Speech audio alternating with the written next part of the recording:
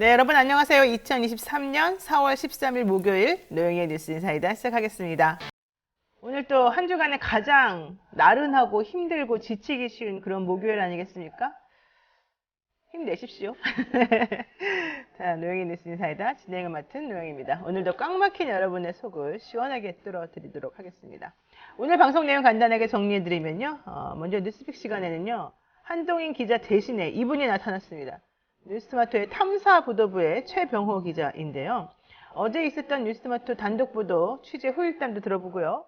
요즘 뉴스토마토 기자들이 전천후로 탄압당하고 있는 사실 한번 여쭤보도록 하겠습니다. 대통령실 출입기자 교체 요청이 1월 달에 있었는데 아직까지도 깜깜무소식이라고 하죠. SBS, CBS는 뭐 벌써 이미 다 교체가 됐는데 말이죠. 자, 왜 그럴까요? 뻔하겠지만 그래도 한번 기자의 심정으로 어떤 마음을 갖고 있는지 한번 들어보고요. 자, 그리고요, 이슈 삼합 시간에는요, 김필성 신정식 변호사와 함께 현안 한번 짚어보도록 하겠습니다. 이 두 분 나오면은 뭐 든든하죠. 여러분들이 몰랐던 법리적인 문제라든가, 현안에 대한 사회적인 인식이라든가, 이런 것들을 우리가 정말 알차게 공부하는 느낌으로, 꼭꼭 씹어먹는 그런 느낌으로 배우게 되는데요. 자, 여러분 오늘도 한번 힘차게 시작해 보겠습니다. 생방송 중에 궁금하신 점 있으면 언제든 댓글로 남겨주시고요.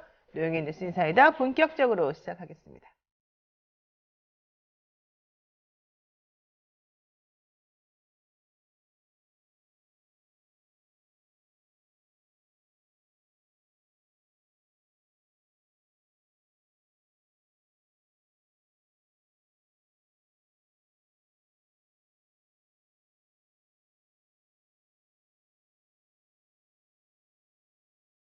네, 어린 생명을 살리자 베이비박스 후원 열심히 하고 있습니다. 여러분들도 많은 관심 가져주시길 바라고요. 바쁜 아침 오늘 꼭 알아야 될 뉴스들만 엄선해서 대신 정리해드리는 뉴스픽 시간입니다. 오늘은요, 어제 있었던 뉴스토마토의 단독 보도 관련해서 탐사보도부의 최병호 기자 모시고 이야기 한번 나눠보도록 하겠습니다. 최 기자님 안녕하세요. 안녕하세요. 네. 탐사보도부의 팀장님이세요? 네, 그렇습니다. 탐사보도부 힘든데 아닙니까? 뭐 힘들긴 한데 네. 보람도 있고, 네, 열심히 하고 있습니다. 그렇군요. 지금 뉴스토마토에서 탐사 기획해서 탐사 보도하고 있는 주제 중에 하나가 바로 천공 관련된 예. 이 국정농단과 관련된 내용 아니겠습니까? 네, 맞습니다. 네, 자 단독 보도 관련해서 한번 간단하게 설명을 먼저 부탁드리겠습니다. 네, 저희가 이제 천공을 취재하는 과정에서 여러 명의 이제 천공 측 사람들을 만났는데 이분들 그러니까 전직 천공 측 사람들이죠. 네. 이분들은 이제 천공의 실체를 깨닫고 나서 천공이 이대로 그만두면 안 되겠다. 그리고 윤석열 대통령과의 관계를 알고 있기 때문에 윤 대통령으로부터 천공을 떼어놔야겠다. 이렇게 생각을 하고 있는 사람들인데요. 네. 이 사람들이 천공의 비리를 적은 탄원서를 만들어서 김영현 경호처장 그리고 한동훈 법무부 장관 또 윤 대통령 측에 전달을 했다는 내용입니다. 그랬는데 아무런 소용이 없더라. 예. 오히려 더 잘 나가더라. 그렇죠. 그리고 이 묵살된 배경에는 뭐 김건희 여사가 있었다라는 그런 내용도 있었습니다. 네. 그러니까 지금 말씀하시는 분들이 바로 정법 시대 전직 간부였던 A 씨, 네네. 그리고 천공의 최측근이었던 B 씨, 네. 그리고 10년 전부터 천공과 관련된 여러 가지 이슈들을 주목해서 문제점들을 지적해 오고 있는 D 씨, C 씨 이런 네, 분들이잖아요. 맞습니다. 네. 이런 분들은 어떻게 하시게 된 겁니까? 저희가 이 천공 취재를 이제 하면서 제보를 받은 것도 있고요. 제보를 받으면서 아름아름 이렇게 소개를 받아서 만난 사람들도 있고, 그러는 과정에서 천공과 가까웠던 사람들이 중에 천공의 실체를 알게 된 사람들이 모여서 뭐 이를테면 뭐 반천공 운동 이런 걸 하고 있더라고요. 그런 게 있어요? 반천공 운동이라는 게 있어요?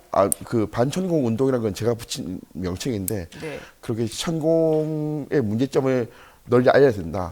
그리고 천공으로부터 대통령과 그런 걸 좀 떼어놔야 된다. 이런 걸 좀 하고 있더라고요. 그러니까 이제 천공이라고 하는 사람의 개인적인 일탈이나 비리, 문제점 이런 것들도 문제지만 네네네. 사실 그런 사람을 최측근 혹은 뭐 대통령의 멘토인 것처럼 행세하면서 그렇죠. 국정을 농단하는 이 상황에서 좀 개탄스럽다 이런 맞습니다. 취지겠죠. 예, 맞습니다. 자, 근데 지금 말씀을 들어보니까 요즘에 나는 신이다 JMS 예. 그 정명석 씨가 생각이 딱 나는 거예요. 예. 그 당시에 그 교파라 그래야 되나요? 뭐 하여튼 거기에서도 이렇게 이 JMS 이 사람은 가짜다 이렇게 네네. 하는 사람은 안 된다라고 해가지고 무슨 교수님 또 누구누구 해가지고 운동처럼 비슷하게 일어났잖아요. 그렇죠. 그래서 실제가 지금 밝혀지고 있는 예, 추이잖아요. 맞습니다. 그러니까 사실은 유사하게 구조가 지금 같은 거 아닌가 생각이 드는데요. 예, 맞습니다. 그래서 일부 사람들은 만약에 JMS라는 것이 표면화되지 않았고 네. 천공이 이제 본인 스스로가 이제 방송 같은 데 유튜브에 나와서 대통령과 관계를 파이지 않았다면 아마 몇 년 정도 지났으면 천공이 JMS가 됐을 수도 있다. 그런 얘기도 하더라고요. 그냥 항상 비슷비슷한 내용인 것 같아요. JMS의 행동이나 지금 문제가 된다라고 하는 천공의 행동이나 네네. 돈과 뭐 사람과 네. 뭐 이런 권력이나 이런 것들이 좀 섞여 있어요. 네, 그렇죠. 좋습니다. 자, 취재 후일담 같은 것도 혹시 있습니까? 뭐 후일담이라기보다는 아까 말씀드린 것처럼 저희가 이제 제보를 받은 과정에서 나는 과거에 천공 측의 사람으로 있었는데 천공의 실체를 알고 나서부터 천공을 좀 반대하는 운동을 하고 있다라는 사람을 알게 됐고요. 그 사람을 취재하는 과정에서 또 몇몇 사람들의 소개를 받고 그러면서 이제 탄원서까지 있다는 걸 알게 됐고 어떤 사람은 천공이 그 경기도 용인에 이제 거주지가 있는데 거주지에서 이제 매일 잠복하면서 천공을 잡으려고 하는 사람도 있더라고요. 아, 그래요? 제가 용인까지 갔다 왔어요. 그 분을 만나려고. 네. 근데 저희가 간 날은 마침 이제 천공이 이제 용인에 없는 날이어서 천공을 잡지는 못했는데 뭐 그런 식으로 이제 천공을 반대하는 운동들이 굉장히 폭넓게 좀 이루어지고 있더라고요.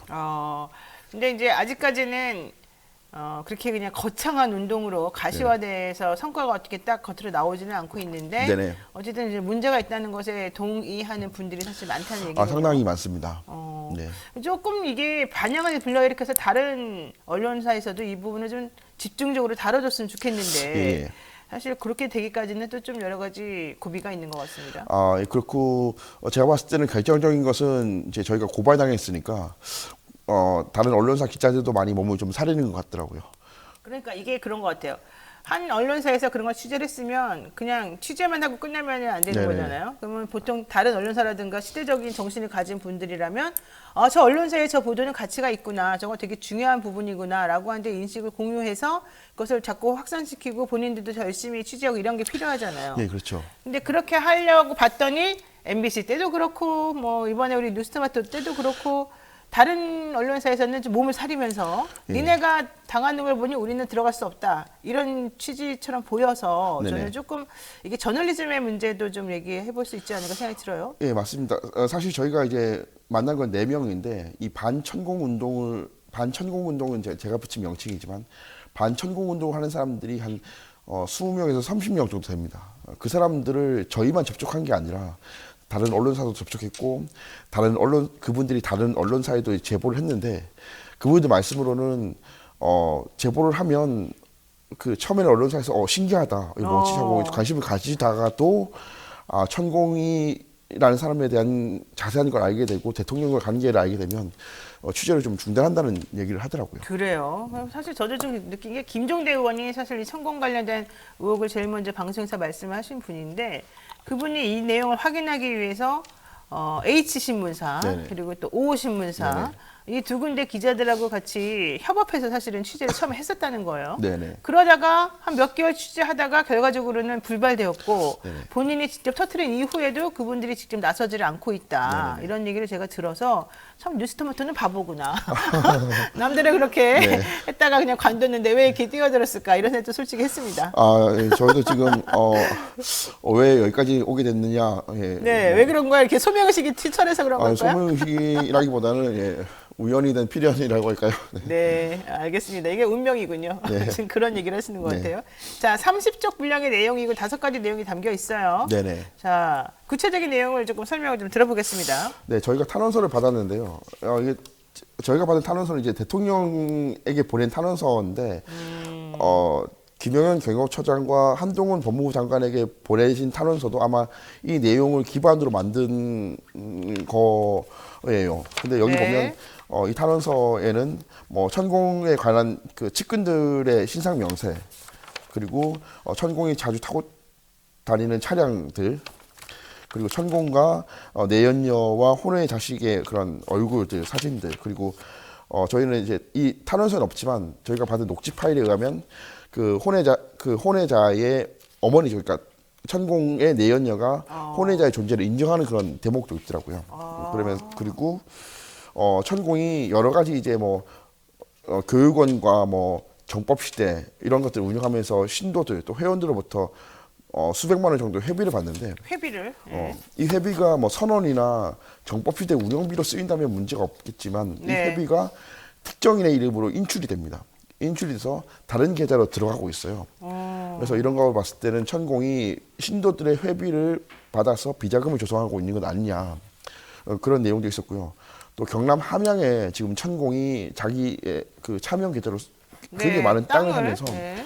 뭐 천공 타워, 천공 월드, 천공 랜드 이런 걸 지금 조성하려고 하고 있는데 그 사실 함양이라고까지는 확인했는데 함양 어디인지는 저희가 확인이 안 됐었어요. 워낙 땅이 넓다 보니까. 그렇죠. 그런데 여기 탄원서에 보면 그 함양에 어디냐는 주소지까지 나오더라고요. 그래서 사실 이런 것들은 내부자들이 아니면 알 수 없는 정보이기 때문에 그래서 저희는 이게 굉장히 신빙성 있는 자료라고 봤고 물론 이 자체만 가지고 바로 수사가 들어갔을 때 결정적인 증거가 될 수 있다. 사실 그것까지는 아니겠지만 그래도 천공의 어떤 위법함을 좀 증명하는 데 있어서는 상당히 큰 자료가 될 것으로 보입니다. 아니 지금 말씀하신 거 들어보니까 결과적으로는 회비를 빼돌려서 비자금을 조성했다. 그 비자금을 이용해서 경남 함양군 일대 땅을 차명 계좌로 산 것 같다. 네네. 그리고 주소지도 지금 정확히 나와 있다. 네. 천공 관련 단체들이 또 조직적으로 지금 움직이고 있다. 네네. 여신도들과 문란한 성관계를 맺고 혼외자를 뒀다. 혹세무민하면서 대통령 내외와 우리 대한민국의 국정을 농단하고 있다. 뭐 이런 얘기잖아요. 예.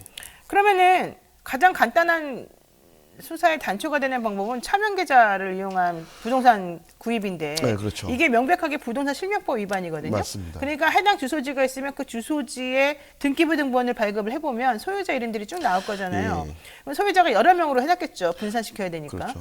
그 소유자들을 이 실질적으로는 이 자기 돈으로 한 게 아니다라고 하는 거를 확인해서 먼저 한번 수사를 시도해 보면 어떨까 이런 생각도 좀 해보는데. 그래서 이분들이 제일 처음에 이 탄원서를 전달한 게 그 한동훈 법무부 장관이에요. 당시에는 이제 그 시점은 2021년 3월이었는데 네. 당시는 이제 한동훈 장관이 법무연수원에 연수위원으로 가 있을 때였고 이분들은 한동훈 장관은 우리 편 그러니까 윤석열 대통령을 보호해 줄 사람으로 이제 인식을 해서 한동훈 장관에게 처음으로 이 내용을 줬다라는 거죠. 네. 물론 당시에 이제 그 한동훈 장관과 직접적으로 연이 안 닿아서 비서를 통해서 이걸 전달을 했다고 하는데 일단 한동훈 장관은 이걸 받았음에도 불구하고 일단은 처리를 안 했고 이제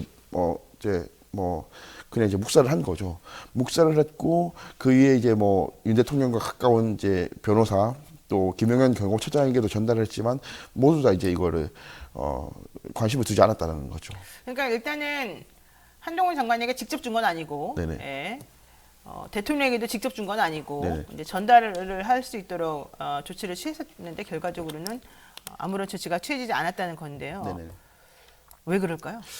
그래서 저희가 지금 주목하는 것이 이 김영애 경호처장이나 한동훈 장관이나 대통령 측 인사들이 천공이라는 이 혹세 무민하는 사람으로부터 대통령을 떼어놓고 대통령을 보호하고 국가를 지켜야 된다 이런 인식을 하기보다는 일단 대통령의 심기 경호를 하고 대통령 내외가 천공과 깊이 의존하고 있기 때문에 일단 대통령과 천공을 감싸려는 것 아니냐 그렇게 지금 보고 있습니다. 그리고 지금 대통령에게 사실은 그런 내용이 좀 전달이 일단 일부 된 정황이 나타나는 게 이런 상황이 전달되니까 대통령이 수사를 한번 해봐야 되지 않겠냐라는 취지를 말했는데 네네. 김건희 여사가 이거를 우리 도와준 사람인데 그러면 안 된다라고 네. 했다는 얘기잖아요. 예, 맞습니다. 그게 지금 그러니까 기사에 나와 있는 내용인데 네네. 그게 정확하게 그게 확인이 된 내용이에요? 저희가 그 현장에서 이제 내외가 말하는 걸 직접 듣지를 못했죠. 그렇죠. 네. 근데 어떻게 알아요? 그 사실은? 내용을 들었다는 사람부터 전달을 받기를 마침 그 시기에 이제 MBC 스트레이트에서 지난 11월이었죠. 천공에 대한 방송을 했고 그렇죠. 이 내용을 이제 보고받은 대통령이 저 정도면 천공을 수사해야 되는 건 아니냐. 아까 어허. 말씀하신 그 뭐 부동산 차명 계좌라든지 그런 것도 있으니까 예. 했는데 김건희 씨가 아니 천공은 우리를 많이 도와준 사람인데 그 정도는 뭐 봐줘야 되는 거 아니냐 이렇게 얘기를 하면서 넘어갔다라는 얘기를 하더라고요. 사실 지난번에 일요신문에서 그 천공이 어떤 배우, 어떤 연예인과 네. 이렇게 다른 여러 사람들과 같이 있으면서 녹음된 그런 파일이 하나 이제 공개가 됐었었는데 거기도 보면은 대통령을 자기가 만들었다는 식으로 계속 얘기하잖아요. 그렇죠. 그러니까 만약에 그게 사실이라고 한다면은 천공이 아무리 그런 뭐 좀 문제가 있다 하더라도 직접 수사하거나 이렇게 네네. 하긴 좀 곤란할 수 있겠군요. 그러니까 김건희 여사도 우리를 도와줬는데 네네. 그러면 안 된다라고 말했을 가능성이 있다는 거군요. 예, 예. 알겠습니다. 자, CCTV에 천공이 등장하지 않는다라는 경찰의 발표가 있었지 않습니까? 네네. 작년 3월 달에 있었던 그 CCTV를 돌려봤더니 일부 특정 날짜와 특정 시간대에 그 CCTV가 없는 게 있고 그다음에 네. 누군지 확인할 수 없는 영상은 존재하나 일단 천공 자체는 나오지 않은 것 같고 출입 기록을 확인해 보더라도 천공의 이름은 없었다. 그래서 결과적으로는 무혐의 수순으로 이제 밟을 것이다. 이게 우리들의 관측인데 네. 이런 상황도 결과적으로는 김용현 경호처장이 여기에 관여했을 가능성이 높다는 게 사람들의 얘기거든요. 네네. 왜냐하면 경호처에서 그런 자료를 가지고 있다가 예, 결국은 맞습니다. 마지막에 준 거니까. 그렇다라고 한다면은 김용현 처장도 처음부터 이 자료를 봤던 사람으로서 네네. 이런 상황에 대한 은폐나 이런 것들을 조금 혹시 하고 있는 건 아닌가 이런 의심을 해볼 수 있겠군요. 예, 상당히 의심이 가고요. 이 자료를 전달했던 그 CC와 DC 같은 경우에는 실제로 이제 김영현 경호처장과 대선 전부터 인연이 있었고, 그렇죠. 그래서 그 사람한테 김영현 경호처장한테는 탄원서를 준 게 아니라 뭐 전화를 하거나 문자도 문자로 하고. 천공은 위험한 사람이다라고 6, 7차례 정도 문자를 보냈다고 하더라고요. 네. 그럴 때마다 이제 김영현 당시에는 이제 인수위에서 청와대 이전 TF를 이끌었는데 김영현 경호처장이 감사하다, 잘 살펴보겠다라고 얘기를 했는데 대통령이 취임하고 나서 경호처장이 되고 나서는 연락을 딱 끊었다는 거죠. 그러면서 저 기사에는 안 썼지만 그 CC가 하는 얘기가 김영현 경호처장이 천공과 한 배를 탔다고 본다, 뭐 이렇게 얘기를 하더라고요. 김용현 씨가 네네. 천공하고 이제는 이제 이해관계가 일치하니까 네네. 더 이상은 뭘 할 수 없을 가능성이 있다. 네. 자, 마지막으로 하나 여쭤보겠습니다. 이번 정부에서 결국은 우리 뉴스토마토 취재팀들을 다 고발까지 했습니다. 네. 저 같으면 사실 압박을 느낄 것 같아요. 물론 기자님도 느끼시긴 할 텐데 그 연장선상에서 대통령실이 수개월째 출입기자 교체 신청 문제를 처리해주지 않고 있다. 이게 어제 보도로 나왔어요. 네네. 그러니까 1월 달에 원래 인사이동이 있어가지고 A라는 기자가 원래 있었는데 B라는 기자가 대신 여기 출입하겠습니다라고 신청했고 신원 확인을 위해서 한 3주 정도 걸릴 걸로 예상했는데 네. 지금 4월 중순이 될 때까지 감감무소식이 전에 다른 회사들은 다 교체가 됐는데 예, 맞습니다. 이거 왜 그러는 겁니까?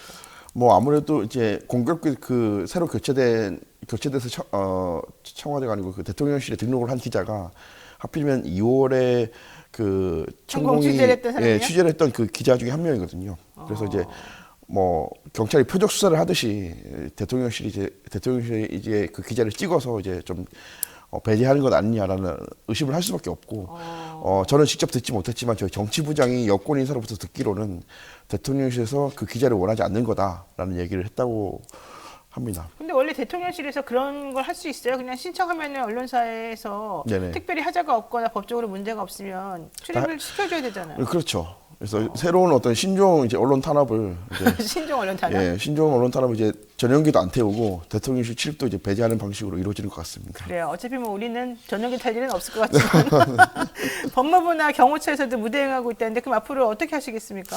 네, 뭐 그렇게 하더라도 계속 취재를 해야 하고요.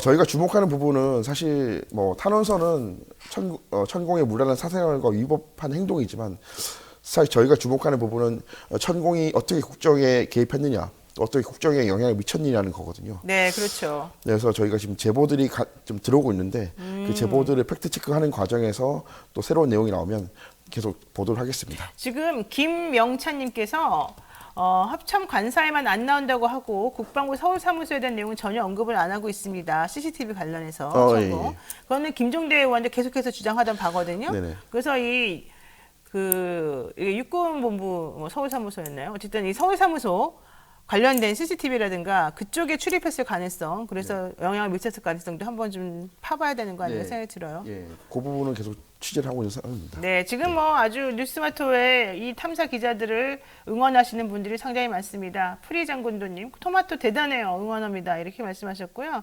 네, 소망님은 세상 돌아가는 게 너무너무 짜증이 납니다. 이런 얘기도 하셨습니다. 샤잠님, 토마토 기자님들 응원합니다. 말씀하셨고요. 자, 어깨가 무거우실 것 같은데 네, 앞으로도 많은 활약 부탁드리겠습니다. 예, 많은 응원 부탁드리겠습니다. 네, 최병호 기자 수고하셨습니다. 고맙습니다. 감사합니다. 네, 최병호 기자 얘기 들으시니까 어떤 생각이 드세요? 네, 잠시 후에 이슈삼합에서 연결해서 듣도록 하겠습니다.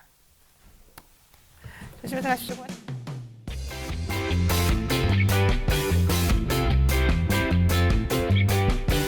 여러분은 지금 노영희의 뉴스인 사이다와 함께하고 계십니다.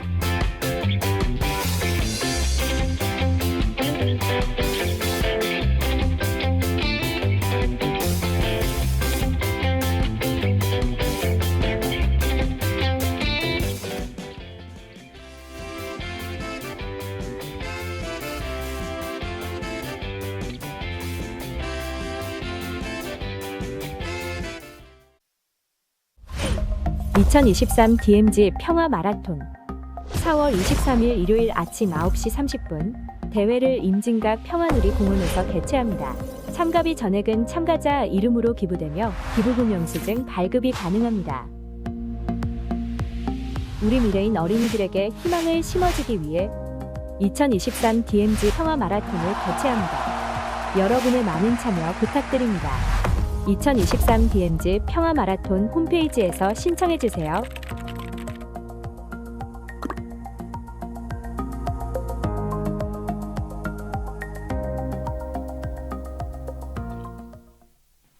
네, 여러분 지금 노영의 뉴스 인사이드 함께 하고 계십니다. 제가 원래 노란색 옷을 입고 있는 노랑 병아리 컨셉인데 오늘 화면에는 흰색으로 보이네요. 아, 정말 안타까워요. 자, 매주 목요일 새 변호사와 함께하는 톡 쏘는 정치평론 시사 맛집 이슈삼합 시간입니다. 제가 좋아하는 두 분 오늘도 모셨습니다. 목소리 미남 신정수 변호사님. 야, 이건 좀 반은 칭찬이고 반은 욕이죠. 얼굴이 잘생겼다 이런 얘기 하는데. 요생남, 요리 잘하는 섹시한 남자 김필성 변호사님. 두 분 어서 오십시오. 네, 안녕하세요. 네. 반갑습니다. 뭐 우리 이슈삼합, 우리 뉴스토마토의 뉴스인사이다 대표 프로그램이죠. 두 분을 만나면 항상 든든하고 내가 모르는 여러 가지 것들을 이렇게 체계적으로 친절하게 잘 알려줄 수 있을까 이런 생각이 들기도 합니다. 첫 번째 주제부터 이야기 나누겠습니다. 어제 한겨레 단독 보도였는데요.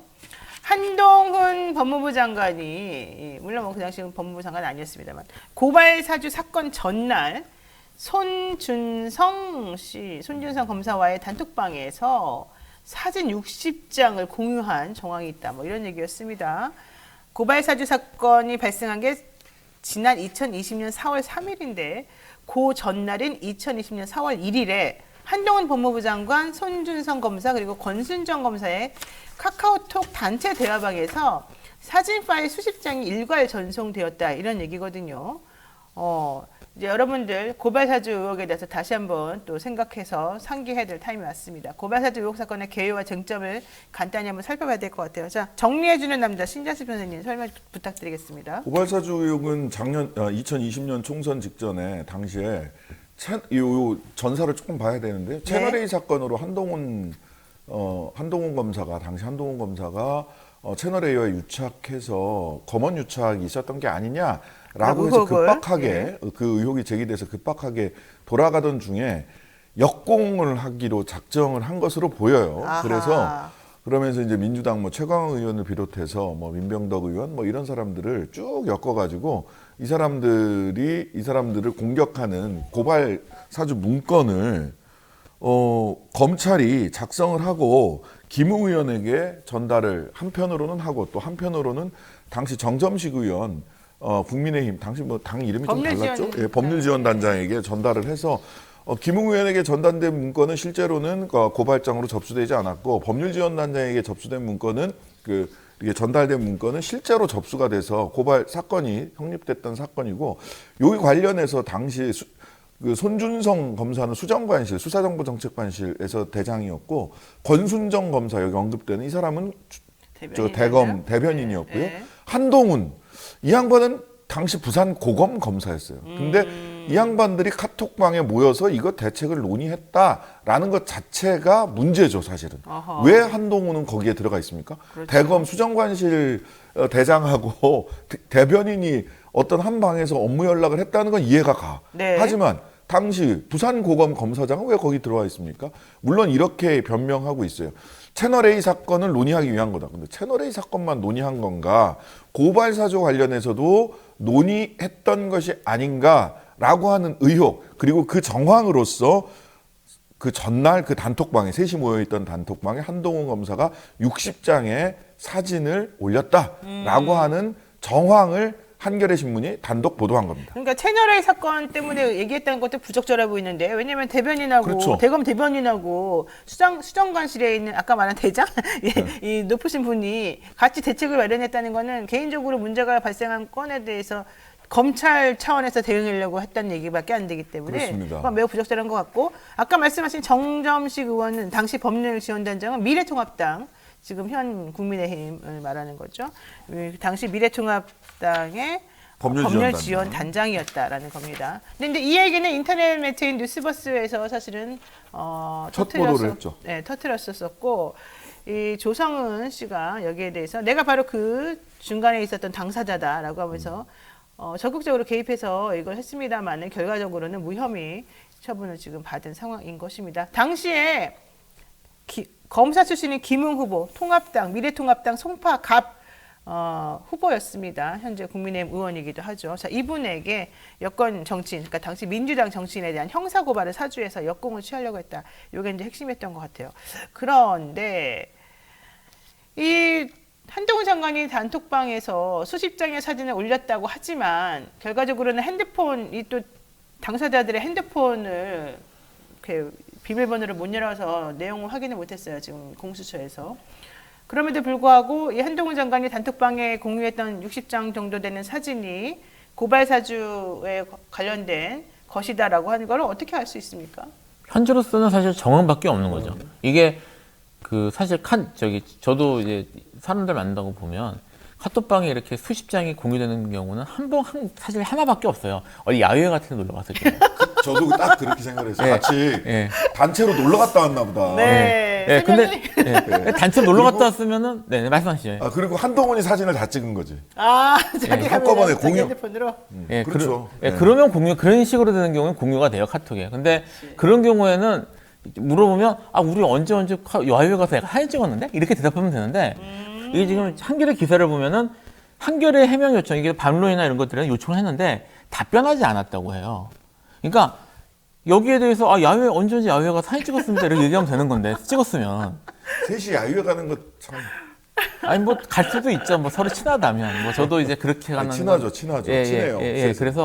그래서 지금 정황상 그러니까 야외 사진은 아닌 것 같고 그러면 사진을 그렇게 60장씩 동시에 공유할 만한 일이 뭐가 있었을까? MT 사진일까요? 아니면 뭐 결혼식 사진일까요? 네, 그래서 정황상은 확실히 의심이 가는 건 사실인데 뭔가 있는 게 아닌가. 근데 이게 지금 카톡이나 이런 것들로 메시지를 확인할 수 없는 상황이고 그리고 또 저장을 했는지 뭐 아니면 어떻게 공유했는지에 대한 정보를 이제 폰을 통해서 확인할 수가 없잖아요. 그래서 현재로서는 강제로 어떻게 들여다보는 방법은 사실상 불가능할 것 같습니다. 아니 그래서 이 채널A 사건, 한동훈 이 사건과 관련해서는 증거인멸 내지는 그 무응답이 너무 많아요. 일단 손준성 검사도 일단 조사받으러 나오라고 그럴 때 갑자기 병원에 입원해갖고 조사도 안 받았어요. 그때 아프다 그랬어요, 네, 저희가. 아프다고 해갖고 결과적으로는 불구속 기소 된 거고요. 그 다음에 한동훈 검사도 핸드폰 안 까고 있잖아요. 그렇죠. 손준성 검사도 핸드폰 안 까고 있어요. 네, 비밀번호로 안 네, 알려주고 비번 있어요. 안 알려주고 있어요. 둘 다. 그래서 핸드폰 두 개가 그냥 묶여 있습니다. 그럼 권순정도 묶여 있다는 얘기예요. 여기 뭐 언론에서 언급되지 않았다면 권순정 핸드폰이라도 까졌으면 그러면은 이게 무슨 카톡이 뭐가 오갔는지를 알 수 있을 거 아니에요. 일단 카톡에 참여하고 있는 세 분의 핸드폰은 전부 다 묶여 있다. 검사들이 그러고 있다. 라는 게 하나가 있고요. 그 다음에 또 이것도 있죠. 손준성, 김웅 의원은 무혐의 처분받았어요. 네. 근데 무혐의 처분받은 핵심 내용이 뭐냐면 박모 이름도 지금 기억이 안 나는데 그 포렌식 수사관이 네. 이희동 검사가 부장 검사가 면담을 합니다. 면담을 하면서 그 손준성과 김웅 사이에 제3자가 개입할 수 있기 때문에 무혐의다 이렇게 얘기를 했어요. 포렌식 결과 그래서 네. 가능성이 있다라고 수사 보고서에 올라왔다는 그러니까 거죠. 완전히 뭐 배제할 수 없다라고 해서 무혐의 처분했거든요. 네. 하지만 그 박 수사관은 재판에 참석. 그래가지고 이게 재밌었잖아요. 손준성 쪽에서 김웅을 무혐의 처분한 이 면담 보고서의 원 발화자인 박 씨를 자기 재판에 증인으로 부릅니다. 우호적 증인이라고 생각을 해서. 근데 박 수사관이 와서 저는 그렇게 얘기한 적 없는데요. 그때 진짜 웃겼어요. 네. 이동 검사 앞에서 부장검사 앞에 가서 저는 그런 얘기 한 적이 없습니다. 네. 라고 면담 보고서가 가짜로 허위로 작성된 거 아니냐 싶으니까 손중성 검사 변호사 측에서 자 증인 신문 마치겠습니다. 갑자기. 네. 그러니까 검찰 측에서 그 공수처 측에서 아 증인이 다시 나와 보세요. 이렇게 역전되는 사태도 벌어졌어요. 네, 맞습니다. 근데도 이것도 그냥 쓱 지나가. 그다음에 또 재밌는 거 있었죠. 그 채널A 사건 관련해 가지고 또 이 그 수정관실인가요? 거기 네. 그 컴퓨터 압수수색한다고 하니까 컴퓨터 전부 다 하드 교체한 지 2달 만에 싹 다 교체합니다. 네. 다 지우고 교체도 그냥 지우기만 한 게 아니라 A 컴퓨터에 있는 하드와 B 컴퓨터에 있는 하드를 교체하고 지워요. 네. 근데 그거를 동영상으로 다 찍습니다. 동영상을 핸드폰 동영상으로 찍어 이게 포렌식에 나왔어요. 왜 찍었는지 모르겠지만. 왜 찍었는지 모르겠지만 네. 추억을 만들기 위해서. 그때 그 검사님이 네, 찍어놨어요. 검사님이 다 네. 찍어놨어요. 근데 이것도 어딘가로 사라졌어요. 이거 뭐야 도대체? 자, 저는 이제 여기서 한 가지 잠깐 언급을 드리게 되면 아까 말씀하신 그 포렌식 담당 박 수사관 결국 공수처에서 이제 공소 유지하면서 지금 재판을 하고 있는 중인데 문제가 있다 그러면 사실은 공수처에서 그 박 수사관을 먼저 증인들을 불러가지고 자기네들이 좀 제대로 수사를 했었어야 되는 거 아닌가라는 생각해요. 근데 거기서 그냥 넘어갔어요. 사실은 그 포렌식한 수사관에 대한 수사 보고서를 그대로 믿고 저는 그래서 그런 것들이 바로 이 공수처의 수사에 좀 부실한 점이 아닌가라는 생각이 드는데 어쨌든 그럼에도 불구하고 운 좋게 상대방 측에서 오히려 불러주면서 결과적으로는 좀 진실이 더 좀 드러난 정황이 있습니다. 지금 요점은 공수처가 MBC가 검언유착 의혹 사건을 보도한 지난 2020년 3월 31일부터 4월 2일까지 세 사람의 단체 대화가 급증한 점을 들어서 고발 사주 관련된 내용이 논의됐을 가능성을 제기를 했고 여기에 대해서 김웅 의원이 미래통합당 선거대책위원회에 고발사주 고발장과 함께 첨부 자료를 전달할 당시에 이 60장 정도 되는 이 사진들이 같이 전달된 것으로 지금 파악을 하고 있어서 이 사진이 한동훈 장관과 같이 있던 그 방에서 공유된 바로 그 사진이 아닐까라는 의심을 하고 있다는 얘기인 겁니다. 자, 하나 또 우리 김필선 변호사님한테 여쭤볼게요.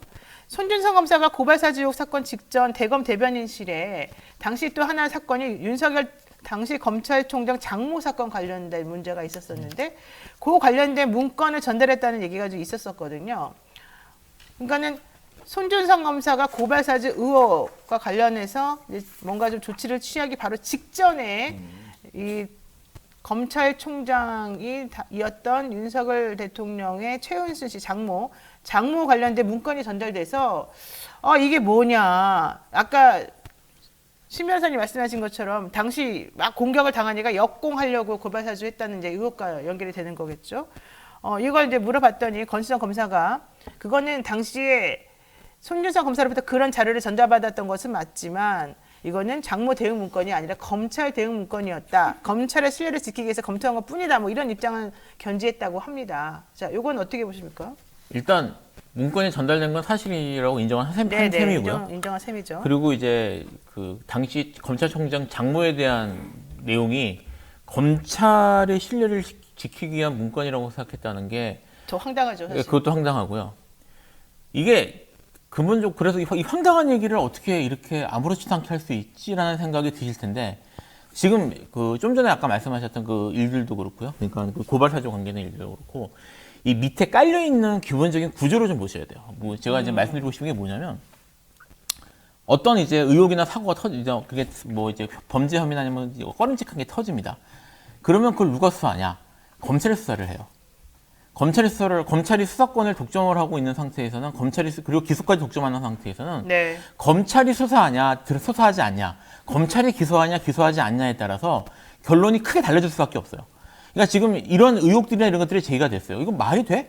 이거 상식적인 상황에서는 수사해야 되는 게 아니야? 라고 생각이 들지만 이 수사는 그럼 누가 하는데? 검찰이 하거든요. 그러니까 검찰이 이거를 문제 안 된다는 식으로 덮어버리면 그래서 이거를 그냥 넘어가 버리면 사실은 문제가 전혀 안 됩니다. 이제까지 그랬단 말이에요. 기존에서는. 사실은 문제인지도 모르고 넘어가죠, 우리는. 네, 이제 이게 우리 지금 터지잖아요. 이렇게 기자님들이나 이런 분들이 기입해서 터져도 네. 그래서 이게 상식적으로 말이 돼? 이거 들여다봐야 되는 게 아니야? 싶은 생각이 있어도 안 들여다봐요. 좀 전에 말씀하셨던 포렌식 같은 경우 아이폰이 계속 문제가 되는데 아이폰 포렌식이 정말 불가능한지에 대한 논란이 있거든요. 네. 그러니까 이제 훨씬 어려운 건 사실이지만 이제 미국이나 무슨 뭐 이스라엘의 기술이 있어서 뭐 FBI가 도입한 게 있다 이런 얘기도 있고 우리나라에도 네. 그걸 가지고 있다는 얘기도 있고요. 잘 아시겠지만 최근에도 무슨 간첩 사건이니 뭐니 이런 게 국가보안법 사건 터졌을 때는 그런 것 때문에 수사를 못했다는 얘기 못 들으셨을 거예요 아마.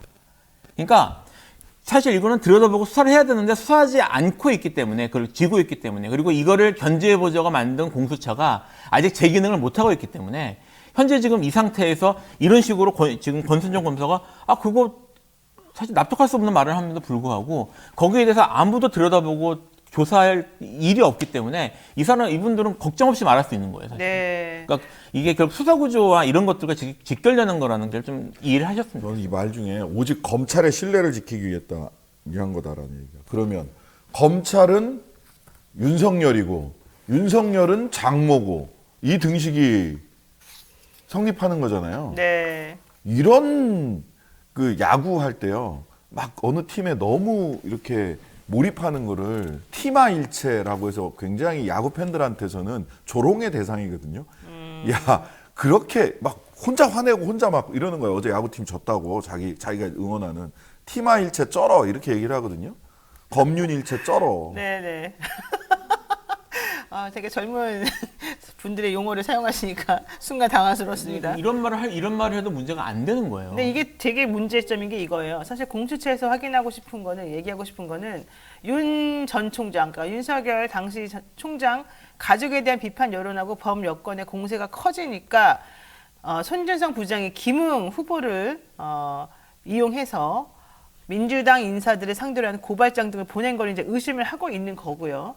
요 연결선상에서 바로 손준성 검사가 이 윤석열 총장을 좀 도와주기 위해서 어쨌든 대통령의 그 장모 대응 문건을 대변인실에 보낸 것으로 지금 보고 있습니다. 그러니까 결과적으로는 고발사주 의혹이든 뭐 장모 문건이든 간에 어쨌든 윤석열 총장을 돕기 위한 그런 방편으로 지금 보여지는데 여기에 대해서 권순정 대변인이 한 말이 되게 웃긴다는 거죠. 큰 틀에서 검찰총장의 직무 수행을 어렵게 하기 위한 또 그래서 검찰 수사를 집중 공격하기 위한 보도가 그동안에 계속 있었고 따라서 모든 관련 부서에서 대응하는 게 맞다라고 본인들은 판단했다는 겁니다.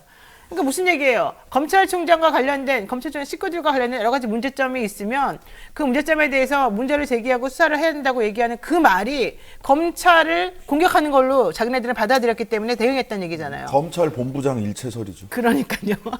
그러면서 당시 수정관실뿐만 아니라 형사부와 반부패부 등에서 자료를 받았을 것이다라고 얘기했다. 이렇게 말했는데 이건 더 심각한 문제죠.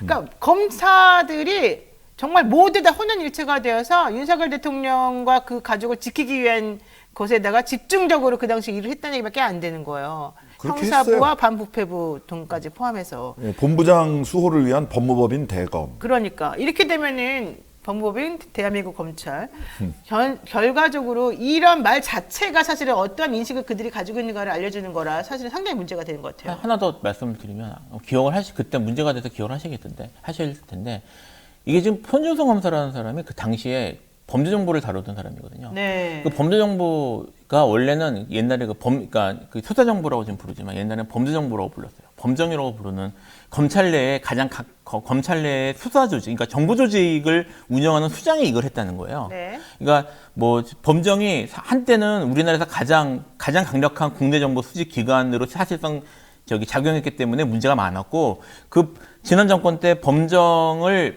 그런 권한이나 아니면 그런 문제점들을 축소하고 바로잡기 위해서 이렇게 여러 가지 개혁이 있었지만 사실 제대로 진행되는지 여부에 대해서는 의문이 있는데 그걸 담당했던 검찰 정보의 최고 수장이 검찰총장의 장모에 대해서 대응하기 위해서 이런 걸 했다는 거거든요. 네. 사실 이거 자체만 하더라도 이게 단순히 그런 아까 말씀하셨던 그냥 검찰에 아는 사람들끼리 내부적 이런 문제가 아니라 국가의 정보기관이 움직인 거나 마찬가지인 사건으로 볼 수도 있어요. 네. 그런 측면으로도 생각을 해보셔야 될 것 같아요. 그렇군요. 정원님께서 본인들 판단에 따라 대한민국의 모든 체계가 결정된다는 인식 이게 정말 문제입니다라고 얘기해 주셨는데 어쨌든 여러 가지 측면에서 계속 의문이 남는 그런 상황들이 이어지고 있습니다. 자, 이 주제도 한번 다시 짚어보도록 하겠습니다. 요게요. 지금 김용현 경호처장과 한동훈 법무부 장관에게 천공 탄원서가 전달되었는데 묵살당했다라고 뉴스토마토에서 이제 보도가 사실은 나왔어요, 어제. 그리고 한 장관의 딸이 MIT에 입학을 했다. 그런데 그 입학을 취소해달라고 하는 미주 엄마들의 청원이 있었다라고 하는 뉴스버스에도 단독 보도가 있었어요.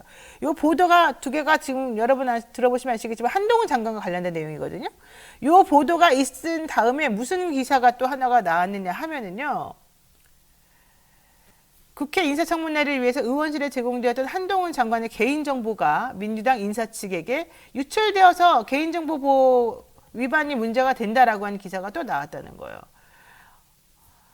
김민석 강서구의회 의원, 구의원이죠. 이 사람이 자신에게 지속적으로 악성 댓글을 달던 A씨를 고소했는데 이 A씨가 의정 활동에 도움이 되는 자료를 자신에게 주겠다고 하면서 한 장관의 개인정보를 넘겨줬다는 겁니다. 그래서 김민석 씨가 보니까 이 한 장관의 개인정보가 어떻게 A라고 한 사람에게 들어있지? 이 사람이 나한테 이걸 준다는 것은 어떤 출처로 온 거지? 이거 문제가 있네? 불법적으로 취득한 거 아니냐라고 해서 본인은 경찰에 이 사람을 고발했다는 얘기인데 하필이면 그 고발한 내용과 관련해서 어제 한동훈 장관에 대한 기사가 쏟아져 나온 날 또 같이 반대편의 입장에 처해 있는 그런 기사가 또 같이 나와줬어요. 자, 이거 어떻게 보십니까? 신 변호사님. 개인정보 함부로 이렇게 하면 안 왔다 갔다 됩니다. 하면 안 돼요. 네. 그리고 그럴 필요 없어요. 그거 가지고 뭘 비판을 할 게 뭐가 얼마나 더 있어요. 공개적으로 나와 있는 것이 많기 때문에 굳이 이렇게 안 하셔도 돼요. 누군가 했는지도 모르겠습니다만은 네. 어떤 의도로 했는지도 모르겠고 그 개인정보가 얼마나 구체적인지 주민등록 초본이라고 하는 것 같은데 네. 가족 정보가 담겨 있다는 것 뭐 등등등일 겁니다. 가족 초본이니까 가족들에 대한 정보가 좀 있겠죠. 네, 그리고 주소지 옮겨다닌 것도 네. 있죠. 네.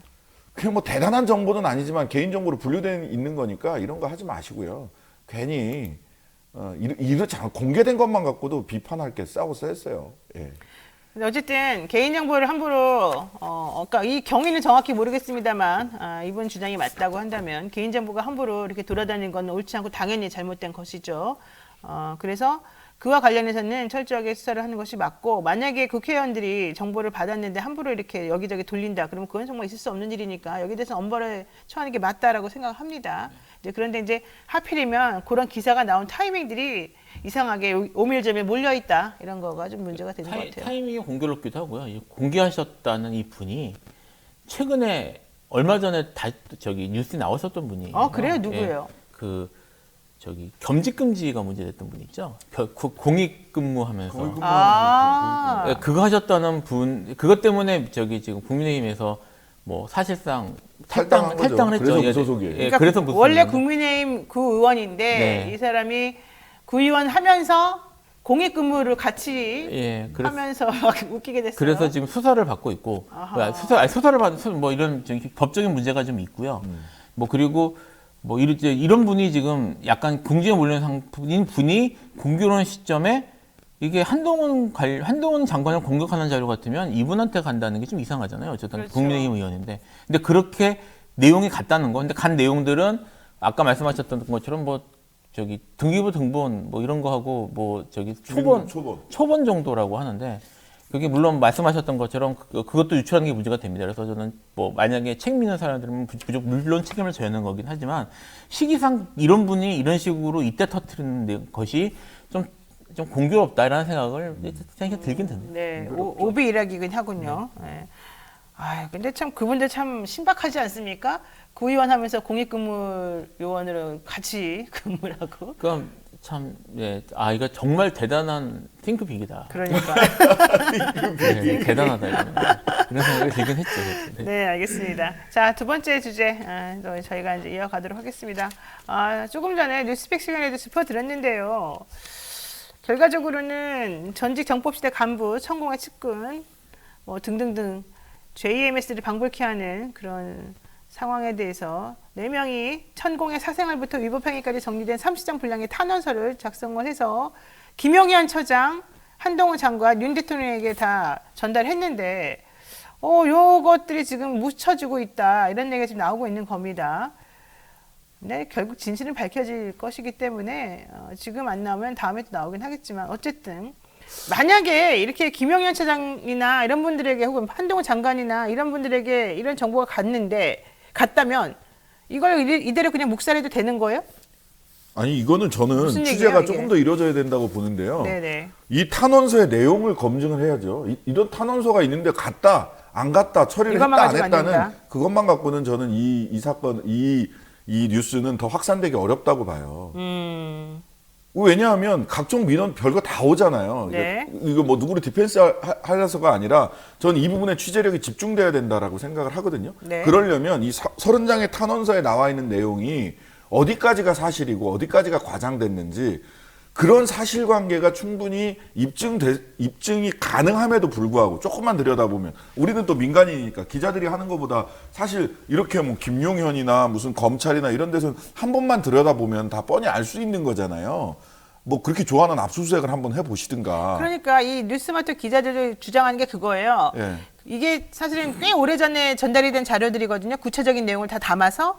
그러면은 민간인이 그렇게 담아가지고 제출을 했다 그러면 사실은 대통령의 측근과 관련된 내용이고 국정농단에 연루될 수 있는 사람이라고 하는 게 지금 확연히 보이기 때문에 김영현 경호처장이라든가 한동훈 장관 같은 사람은 당연히 이 부분에 대해서 확인하고 좀 수사를 하고 이게 정말 이 제보가 맞는지 안 맞는지 확인해봐야 될 필요성은 없지 않았냐. 우리의 이 얘기죠. 생각이고 수사를 해봤는데 확인해봤는데 이거 뭐 별 근거가 없어서 그랬다면 치워버렸다 그랬다면 이렇게 모르겠습니다. 얘기를 할 수 있기 때문에 저는 그 다음 스텝을 이제 말씀을 드리는 거예요. 아. 이거는 그들에게 기대할 수가 없어요. 저는 뭐 냉정하게 얘기해서 야 네가 왜 확인 안 해봤냐라고 목소리를 높일 수 있지만 우리 스스로가 죄송한 말씀이지만 기자들이 우리 스스로가 이거 사실관계를 확인하지 않으면 한 발자국도 못 나갈 거다.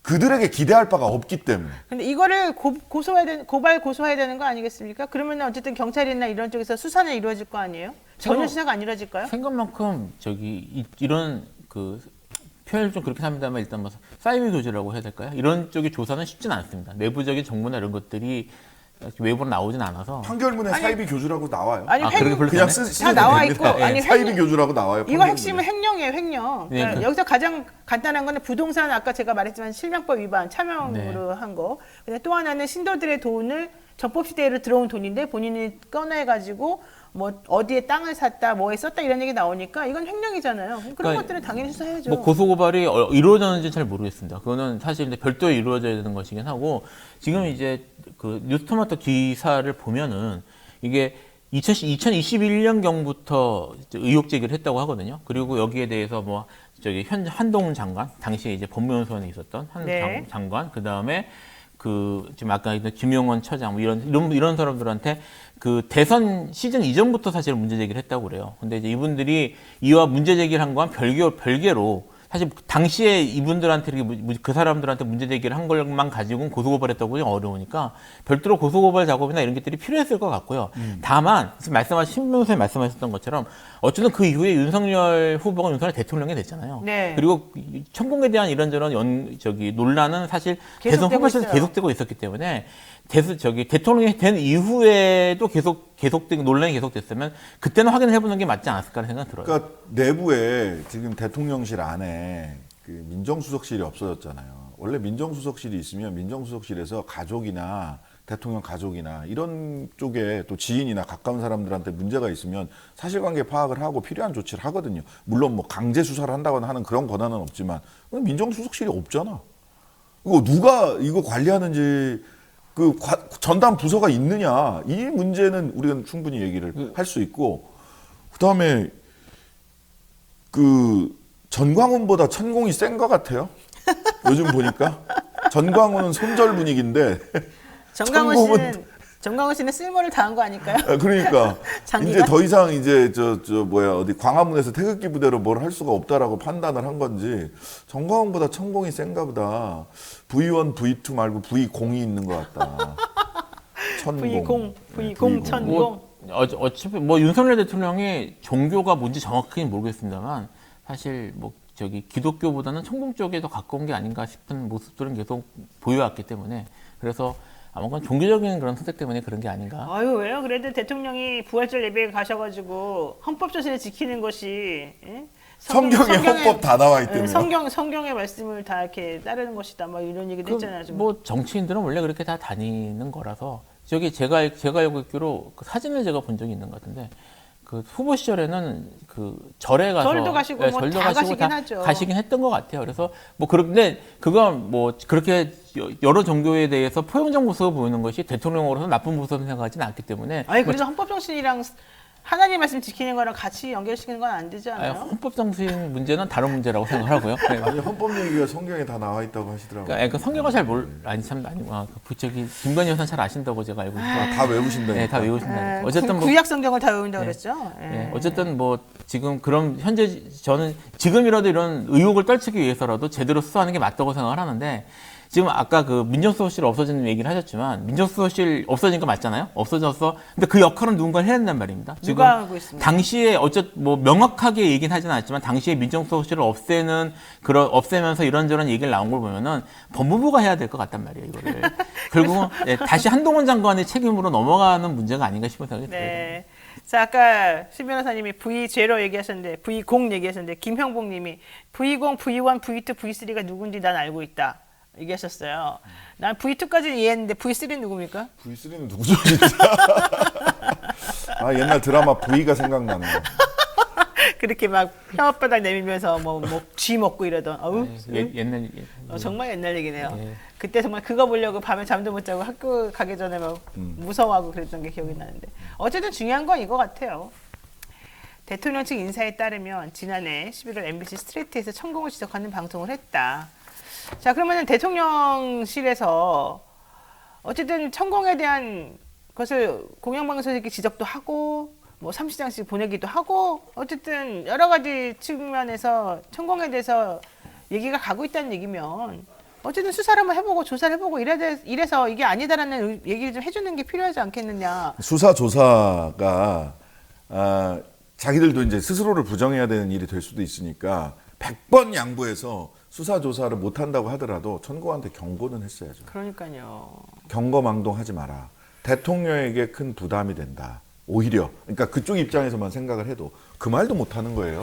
그러니까 왜 그럴까요? 지금. 왜 그럴까? 뭐 지금 이제 요새 얘기 안 나오지만 건진이라는 분도 계시잖아요. 건진에 대해서는 건진에게 경고를 한 게 아니라 건진이 다니는 상대방한테 경고 조심하라고. 기업들 조심해라. 네, 그래서 건진한테는 뭐 건진하는 사람한테 직접 얘기했는지 여부는 알 수 없지만 우리가 본 건 어쨌든 그 사람들한테 얘기를 한 거니까요. 근데 사실은 지금 언급이 안 되고 지금도 해외에 계신지 모르겠는데 윤석열 대통령이 검찰총장 그만두고 정치를 시작하겠다라고 하면서 아예 해외로 가신 분도 계시죠. 무정이라고. 그 두 사람을 연결해 줘서 결혼하게 해준 무정스님이라고. 네. 그 삼부토건 네. 대체로 뭐를 하고 다니냐? 언론 보도에 따르면 삼부토건 해외 사업장 가서 구태준다는 거거든요. 네, 그 무정이 네. 주로 하는 일이 네. 여기서 막 아끼지 않게 그 건설 잘 하게 해달라고 이런 건 뭐 언론에 다 나왔던 얘기입니다. 근데 이분은 정치 시작한 무렵에 아예 해외로 나갔어요.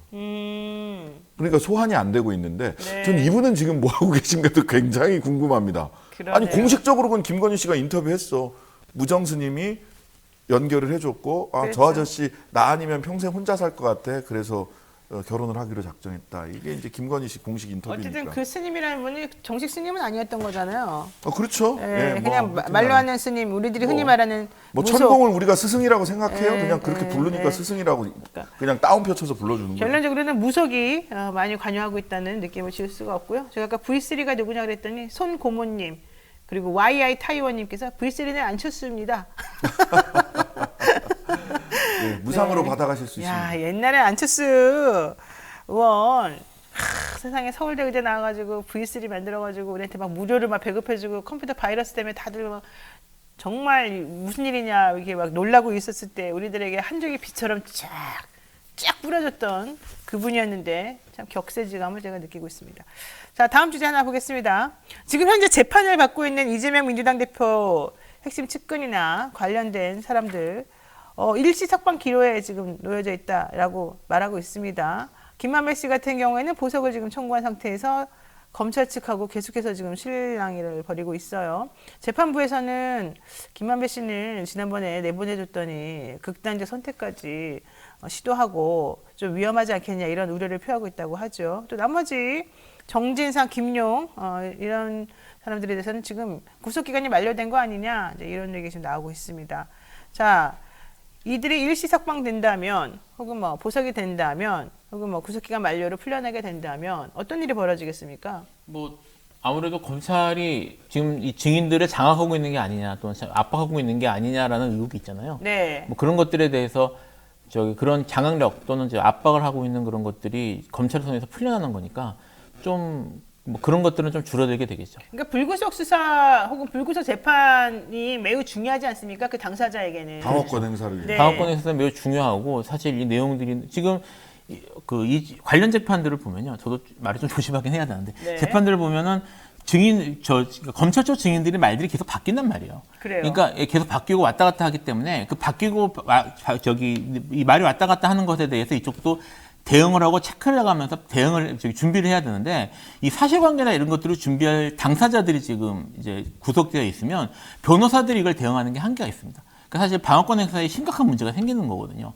그래서 그런 걸 보면은 풀어주는 게 사실 그 공정한 재판을 위해서 맞죠. 아니 그리고 김용 씨나 정진상 씨 같은 경우에는 김만배 씨랑 좀 다르지 않습니까? 그분들 같은 경우에는 의혹이나 이런 것들 때문에 사실은 구속이 되긴 했습니다만은 그동안에 나온 증거라든가 재판 진행 과정을 보게 되면 검찰에서 초창기에 제시했던 의혹이나 이런 것들이 좀 안 맞는 것처럼 느껴진단 말이죠. 그걸 다 떠나서 지금 6개월 되지 않았어요? 네, 조금 있으면 6개월 됐어요. 6개월이에요. 네. 1심에서 1심 판결 1심 재판 진행하면서 6개월 안 되면 6개월 이상 구속을 할 수 없기 때문에 2개월씩 해서 두 번 더 연장해서 구속기간 만료. 예, 네. 그래서 법원에서 저는 정진상, 김용 이 양반은 그냥 구속기간 만료를 풀어주든지 풀어줘야 되는 아니면은 거죠. 네. 한 일주일 앞두고 보석 재판 해가지고 우리 그런 거 당해보자. 아, 이럴 거면 빨리 좀 내보내지.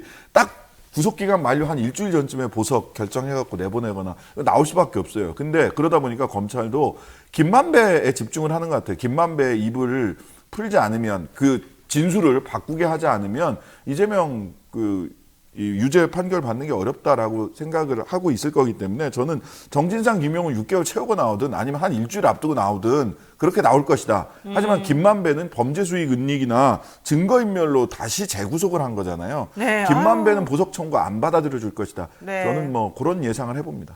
그러니까 지금 그 얘기를 재판부에서도 사실은 좀 분위기가 그렇게 흘러가고는 있어요. 김만배 씨에 대해서는 안 해줄 것처럼. 근데 김만배 씨 입장에서는 제가 알기로는 이런 것 같아요. 어차피 실형 나올 거다. 뭐 어떤 범죄 혐의로든. 왜냐면 지금 걸리는 게 많으니까.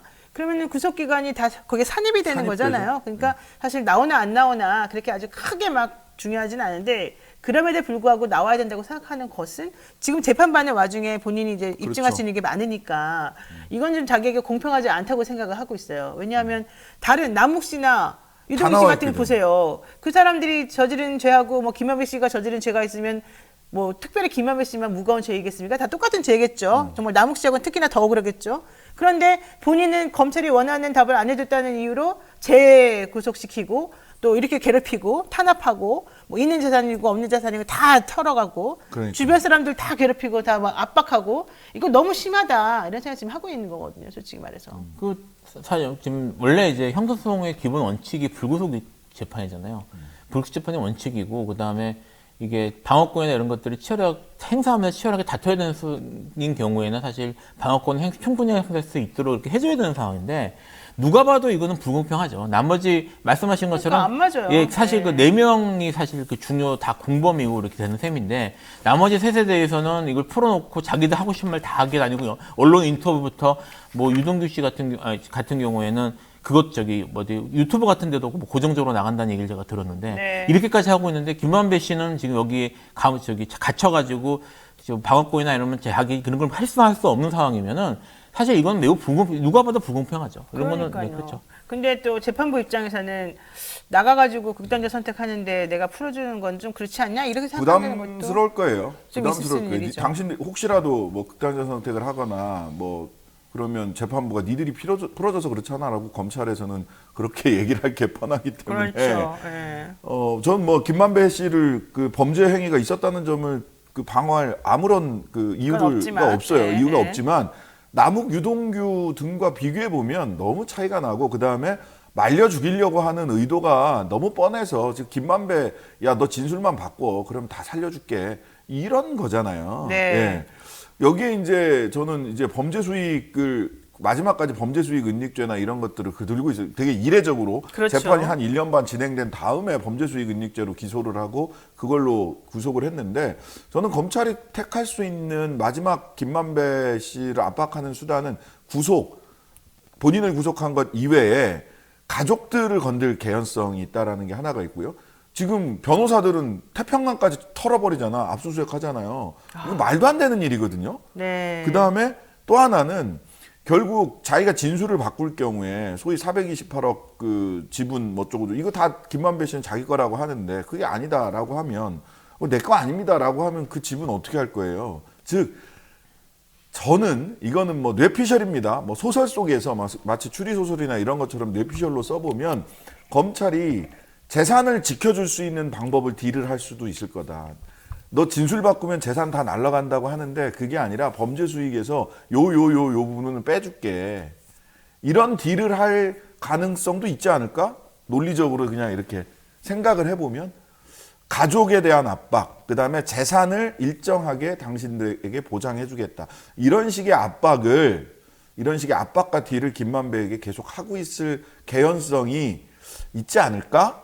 라는 뇌피셜입니다. 예. 아, 근데 뭐 검사라고 딜해보신 변호사님도 다 아시겠지만 검사님들 얘기한 거 믿으면 안 돼요. 아니 수사 받을 때도 뭐 협조하면 잘해주겠다고 해갖고 수사 협조하잖아요. 그다음에 다 몰라라 해요. 정말 황당하게. 그리고 나중에 뭐 또 재판 과정에서도 만약에 그런 일이 있잖아요. 그러면 검사가 해줄 수 있는 최대한의 선처가 뭔지 아세요? 적의 처리 요망. 그러니까 뭐 반대 의견하는 것보다도 적의 처리 요망입니다. 이렇게 말해준다는 거예요. 그러면은 판사가 알아서 한다는 뜻인데 결과적으로 지금 현재 검사가 신자식 변호사님 말처럼 야 내가 너 재산 이거 좀 보전할 테니까 말 좀 해봐라 이렇게 말할 가능성은 저는 있다고 보지만 그렇다라고 해서 그 말을 믿었다고 해서 정말 김만배 씨가 그 말대로 또 진술을 바꾼다? 그럼 나중에 가서 재판정 가면 어떻게 됩니까? 이 사람 말이 왔다 갔다 합니다. 또 이렇게 나오잖아요. 그러면서 결과론적으로는 너 그때 말한 거는 이렇게 저렇게 했기 때문에 믿을 수 없어.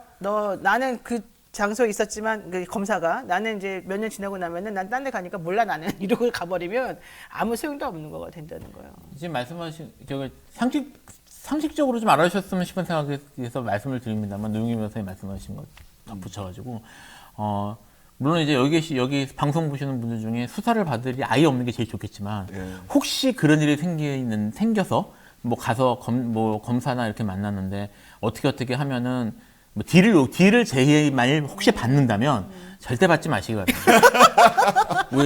세 명 변호사에 일치된 견해입니다. 일단은 우리나라에서 그런 걸로 딜을 하는 것 자체가 불법이고요. 네, 성공한 적도 없어요. 예, 그 다음에 제가 아는 직간접적으로 아는 범위 내에선 검찰의 매우 높은 간부가 약속하는 경우에도 지키는 경우를 못 봤다고 해요. 그러니까, 그리고 정말 기소되기 전에 수사 아주 초기 단계는 이게 또 좀 먹힐 수도 있는데 이미 지금 상황에서는 사실 해봤자 의미도 없는 거예요. 왜냐면 앞에 걸 다 뒤집어 엎어야 되거든요, 또다시. 그러니까 그래서 아마 김만배 씨도 다 알 거예요. 왜냐면 뭐 저기 어쨌든 오래 했으니까. 법조도 오래 했고 그다음에 뭐 변호사들도 많이 이제 고용해서 많이 얘기를 들었을 테니까 그런 내용을 알고 있겠죠. 네. 자, 지금 이제 어쨌든 재판하고 계시는 변호사님으로서 앞으로 이분들 재판 그리고 이재명 대표 재판은 어떻게 되겠습니까? 제가 변호사로서 지금 얘기하기가 조심스럽긴 한데요. 네. 뭐 일단 뭐 현재로서는 일단 저는 법리적 부분에 대해서 좀 면밀하게 검토를 한 다음에 그걸 중심으로 해서 뭐 저기 증인으로 다 불러내서 법정에서 다 맞춰봐야죠. 뭐 기본적으로는 그렇게 방향을 잡고 있는데 지금 관련 재판들이 사실 꽤 오래 진행된 것도 있고 지금 급박하게 돌아가는 것도 있어서 이재명 대표 본인의 재판은 좀 약간 이제 템포가 좀 느리게 갈 가능성도 있지 않을까라는 생각은 합니다. 아직 봐야 될 것 같아요. 내년 총선까지 또 느리게 가다가 막 또 폭발하다가 이러겠죠. 그럴 겁니다. 예. 그거 끝이에요? 네, 그럴 거예요. 뭐 이렇게 무슨 뭐 폭죽 터지듯이 가만히 있다 갑자기 빠바바바바방 하고 총선 직전에 팍 터졌다가 빠바바바바방 하고. 근데 이게 기소가 되면은 그 다음부터는 주도권은 법원에 지거든요. 그렇죠. 법원이 지기 때문에 법원이 지금 어떤 생각으로 재판을 진행할지는 사실 겪어봐야 하는 건데 아직 첫 번째 기일도 안 했기 때문에 좀 지나봐야 될 것 같아요. 알겠습니다. 네, 오늘 또 김필상 변호사 그리고 신장식 변호사와 함께 이슈 삼합 해봤는데요. 여러분 또 오늘 의견 많이 주셔서 감사드리고요. 여러분 두 분께 인사드리면서 두 분과 순서 여기서 마치겠습니다. 고맙습니다. 네, 감사합니다. 네, 노영희 뉴스 사이다. 오늘 방송 여기까지입니다. 자, 나가시기 전에 조떼꾸알 부탁드리겠습니다. 내일은요, 김종대 전 의원과 함께 대담한 대담 진행할 예정이고요. 영친 여러분, 내일 아침 7시 30분에 다시 뵙겠습니다. 고맙습니다.